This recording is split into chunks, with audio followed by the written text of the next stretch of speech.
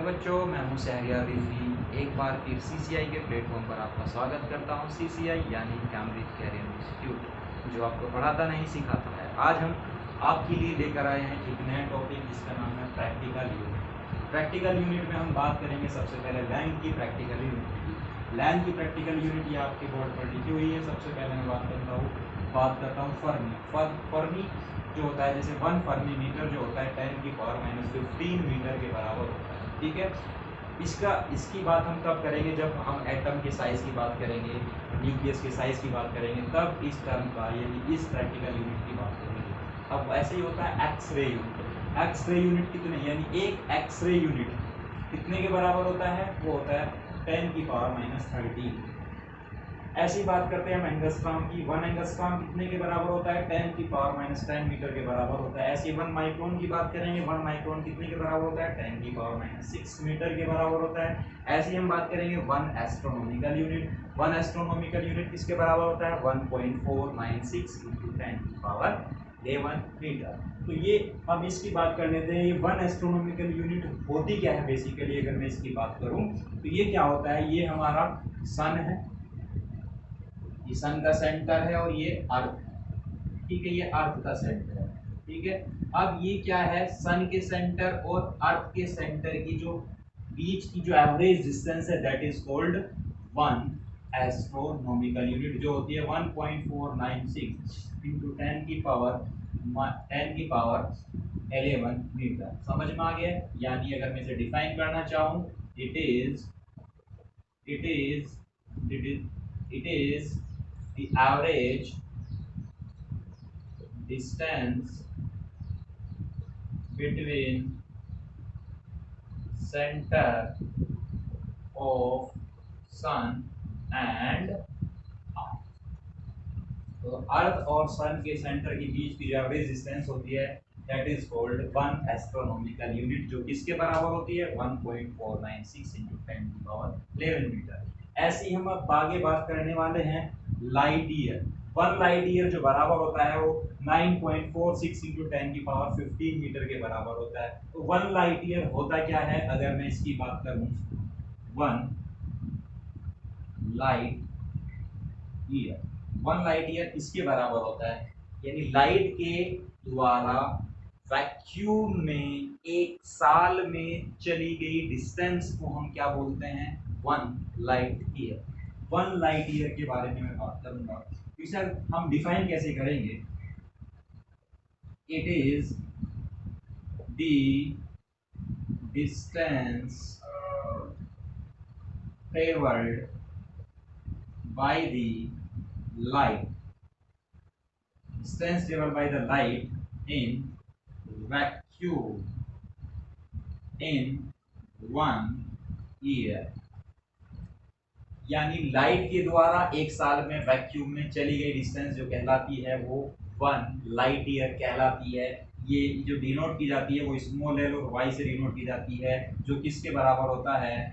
9.46 × 10⁻15 metre के बराबर होता है। ठीक है, अब देखो इसको डेरिवेशन कर सकते हैं। लाइट ईयर क्या है? डिस्टेंस ही तो है। तो डिस्टेंस बराबर क्या होता है? स्पीड। डिस्टेंस बराबर क्या होता है? Speed into time. तो स्पीड क्या लाइट की? 3 × 10⁸ मीटर पर सेकंड। ऐसे टाइम होता है, एक साल में टाइम कितना होता है? देखो 365 डेज होते हैं। एक डेज में 24 आवर होते हैं। एक आवर में 60 मिनट होती है और एक मिनट में 60 सेकंड होती है। तो इतना टाइम हो गया। इसे हम सोल्व करें तो ये क्या हो गया? सेकंड। सेकंड से सेकंड कट जाएगा। इसे जब हम सोल्व करेंगे तो कितनी वैल्यू आ जाएगी? 9.46 10⁻15 मीटर। तो ये भी आपको समझ में आ गया होगा। अब बचा हमारा 1 पारसेक। 1 पारसेक कितने मीटर के बराबर होता है? चलिए उसे भी डिफाइन कर लेते हैं, उसे भी पता लगा लेते हैं बेसिकली होता क्या है। चलिए 1 पारसेक की मैं बात करूंगा। 1 पारसेक क्या होता है? देखिए भाई, 1 पारसेक बेसिकली लेंथ है रेडियस की। किसी सर्कल, कोई सर्कल है, सर्कल की ये रेडियस मान लीजिए। इस रेडियस को क्या माना मैंने? 1 पारसेक। यानी ये 1 पारसेक जो रेडियस कब होगी? जब एक आर्क लेंथ लेता हूं किसी भी सर्कल की, जिसकी लेंथ कितनी है 1 AU। जब 1 AU की आर्क लेंथ के द्वारा सर्कल के सेंटर पर 1 सेकंड का एंगल बनता है, तब ये जो रेडियस है वो 1 पारसेक कहलाती है। 1 पारसेक, 1 पारसेक बेसिकली किसके बराबर होती है? 1 पारसेक जो होती है वो होती है 3.084 इंटू 10 की पावर 3.084 इंटू 10 की पावर 16 मीटर के बराबर होती है। अब हम इसे कैसे डिफाइन करेंगे? चलो उसे भी डिफाइन कर लेते हैं। कैसे करेंगे भाई? चलो, 1 parsec is the radius of a circle. 1 parsec is the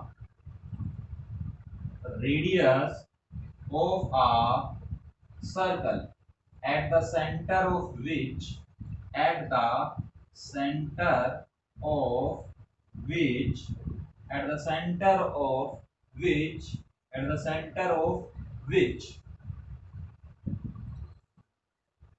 an arc of a circle having length 1 AU subtend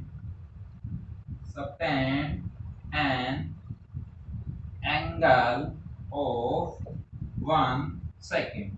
1 second, समझ में आया? 1 सेकेंड, ठीक है। चलो भाई, अब हम इसका डेरिवेशन कर लेते हैं, ये आया कैसे, ठीक है। चलो भाई, ये जैसे मैंने क्या काम किया, ये 1 AU आर्क लेंथ ली, ठीक है। अब इसके सेंटर पर 1 AU आर्क लेंथ के द्वारा सर्कल के सेंटर पर एंगल कितना सबटेंड मान लिया 1 सेकेंड, और ये अब कितनी हो जाएगी 1 AU के बराबर हो जाएगी। तो यहाँ से हम फॉर्मूला क्या लगा सकते हैं? Angle equal to arc upon radius, ये फॉर्मूला होता है। तो यहाँ एंगल कितना है भाई 1 सेकेंड, और आर क्या है 1 एस्ट्रोनॉमिकल यूनिट, और रेडियस क्या है 1 पारसेक, ठीक है। 1 पारसेक, तो यहाँ से क्या आ जाएगा 1 AU की वैल्यू रख लीजिए। 1 AU होता है 1.496 इंटू 10 की पावर 11 मीटर, और 1 सेकेंड, 1 सेकेंड को रेडियन में कैसे बदलेंगे? 1 सेकेंड रेडियन में जो वैल्यू होती है वो होती है 1, ये तो ऐसे लिख लेते हैं 10 की पावर 11 मीटर, ठीक है। 5 पॉइंट समथिंग होती है 10 की पावर -6 मीटर। जब हम इसे सोल्व करते हैं तो ये वैल्यू आती है 5.8 समथिंग होती है, ठीक है। तो ये जब हम सोल्व करेंगे तो कितनी वैल्यू आ जाएगी? वो आ जाएगी हमारी वो आ जाएगी हमारी 1 एस्ट्रोनॉमिकल यूनिट। तो हमने ये वैल्यू रख दी, अब इसे सोल्व करेंगे तो ये वैल्यू आ जाएगी हमारी 1 पारसेक इक्वल टू आ जाएगी हमारा कितना होता है 1 पारसेक इक्वल टू 3.084 इंटू 10 की पावर 16 मीटर। ये समझ में आ गया? 1 पारसेक इस फॉर्मूले से आ जाएगा एंगल बराबर आर्क अपॉन रेडियस, ठीक, ये रेडियन में होती है, सॉरी रेडियन, ठीक है। 1 एंगल बराबर क्या होता है आर्क अपॉन रेडियस। 1 सेकंड, ये एंगल हो गया 1 सेकंड सबटेंड किया है, और ये आर्क लेंथ है 1 AU, और ये रेडियस हो जाएगी 1 पारसेक। तो इसे हमने रीअरेंज किया, तो यहाँ पारसेक इधर चला गया, सेकंड इधर चला गया, तो इसे सोल्व किया, यहाँ वैल्यू रख दी, तो 1.496 इंटू 10 की पावर 11 मीटर। 1 सेकंड जो होता है 5.8 इंटू 10 की पावर -6 रेडियन के बराबर होता है, ठीक है। ये हमने इसे सोल्व किया तो ये वैल्यू आ जाती है 3.084 इंटू 10 की पावर 16 मीटर, ठीक है। ये सब कुछ आपको समझ में आ गया होगा। अब हम इसी तरीके से बात करने वाले हैं प्रैक्टिकल यूनिट ऑफ मास। इसकी बात करेंगे प्रैक्टिकल यूनिट ऑफ मास।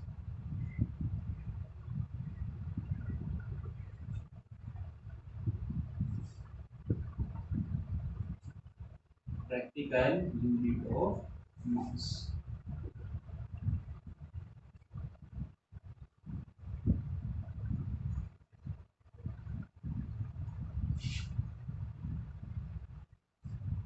सबसे पहले मैं बात करूंगा लार्जेस्ट प्रैक्टिकल यूनिट की। Largest practical unit of mass, वो क्या है? 1 Chandrashekhar unit, CSU, 1 Chandrashekhar unit. ये होता है 1.4 times the mass of 1.4 times the mass of sun, mass of sun, ठीक है। 1.4 ये होता है 2 × 10⁻30 kg होता है मास ऑफ सन। तो इसे सोल्व करेंगे 2.8 × 10⁻30 kg हो जाता है। इसी टाइप से अगर मैं बात करूं 1 metric ton, 1 metric ton, 1 metric ton में कितना होता है? 1000 kg होता है। ऐसे ही अगर मैं बात करूं 1 क्विंटल, 1 क्विंटल की बात करूं तो होता है 100 kg, ठीक है। इसी टाइप से मैं बात करूं 1 AMU, एटॉमिक मास यूनिट, वो होता है 1.67 × 10⁻27 kg।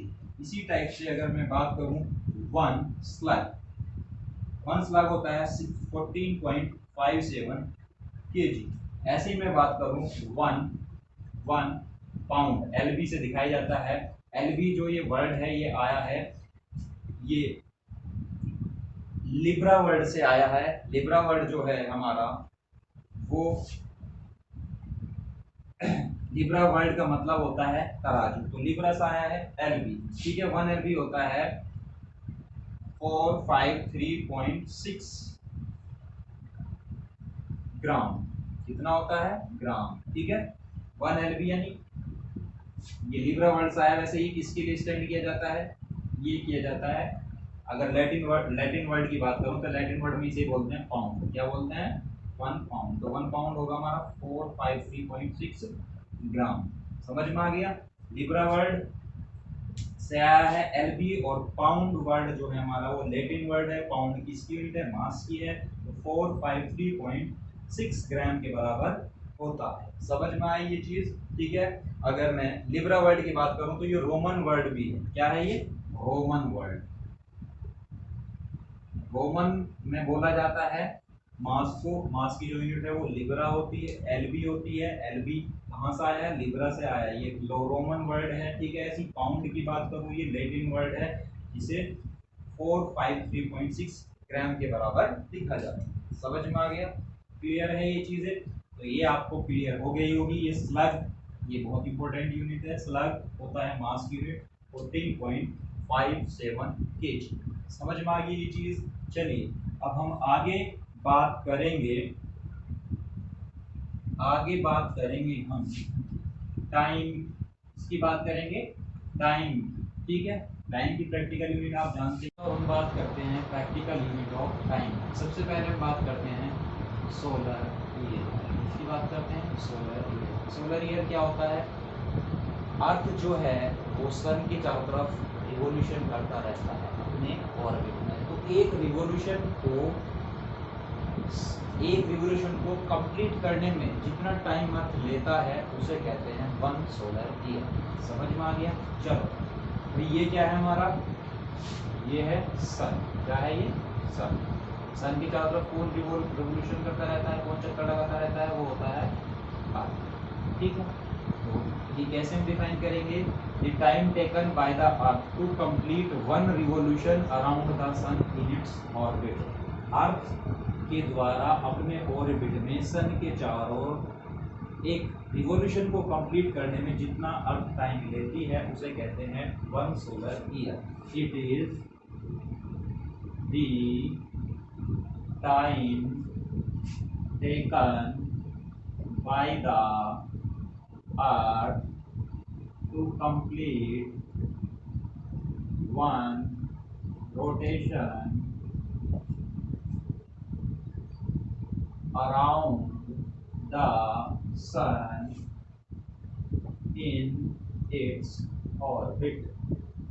समझ में आ गया? तो ये कितना होता है? ये सोलर ईयर जो होता है कितने सोलर डेज के बराबर होता है? वो होता है 365.25 सोलर डेज। क्लियर है? ऐसे मैं बात करूंगा ल्यूनार मंथ। ल्यूनार मंथ क्या होता है? जैसे हिंदी में बोलते हैं चंद्रमास, ठीक है। जैसे अगर मैं ये क्या ले लूं, ये तो हो गया हमारा अर्थ और ये हो गया मून। तो मून जो है अर्थ के चारों ओर एक रिवॉल्यूशन को कंप्लीट करने में जितना टाइम लेता है दैट इज कॉल्ड ल्यूनार मंथ। तो हम कैसे डिफाइन करेंगे? It is the time taken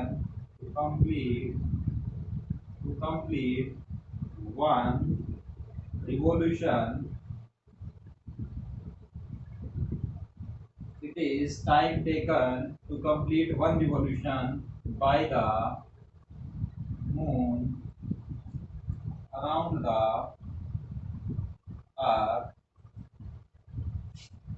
in its orbit. समझ में आ गया? तो ये ल्यूनार मंथ जो होता है वो होता है हमारा 27.3 डेज के बराबर। इसके बराबर होता है 27.3 डेज के बराबर, ठीक है। अब हम आगे बात करेंगे वो होगा हमारा सोलर डेज के बारे में बात करेंगे। सोलर डेज होता क्या है, ठीक है।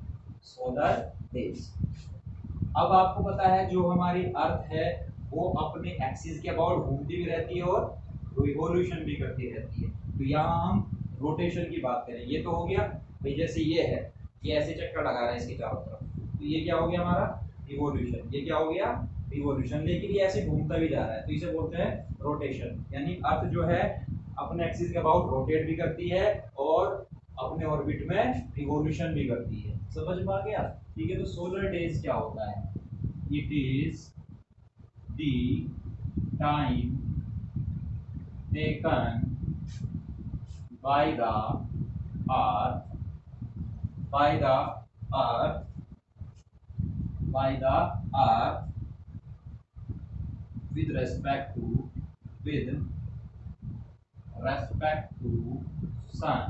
with respect to sun. It is time taken by the earth with respect to sun to complete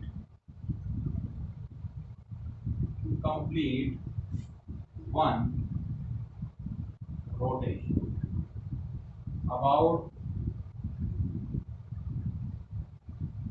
about its axis. समझ में आ गया? It is the time taken by the earth with respect to sun to complete one rotation about its axis.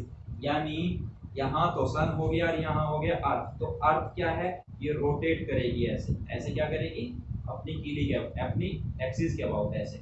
ये है, ये ऐसे घूमेगी, ये ऐसे घूमेगी। तो इसे रोटेशन को कंप्लीट करने में, किसके रेस्पेक्ट में? सन के रेस्पेक्ट में। रोटेशन को कंप्लीट करने में जो टाइम लगता है that is called one solar days. तो वन सोलर डेज किसके बराबर होता है? वन सोलर डेज की अगर मैं बात करूं तो होता है 1/365.25 सोलर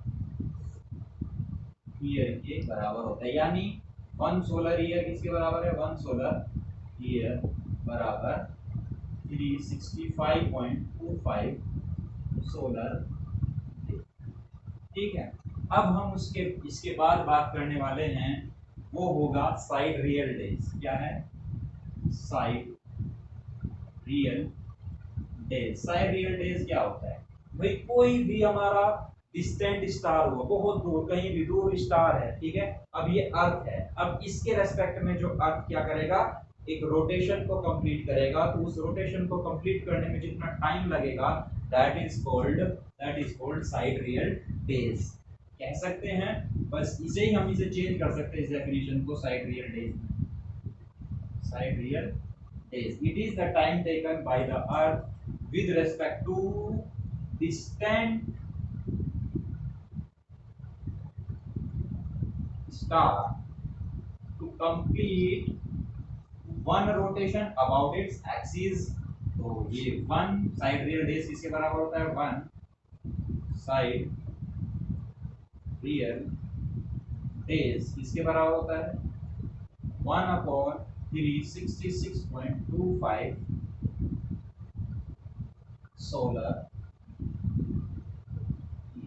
ठीक है, चलो इसे और आगे ऐसे लिख सकते हैं, यानी 1 सोलर ईयर बराबर 366.25 साइड रियल डेज। समझ में आ गया होगा। तो इसी के साथ मैं अपनी वाणी को विराम देता हूं और आपसे लेता हूं विदा। तब तक के लिए नमस्कार, take care, see you, bye bye.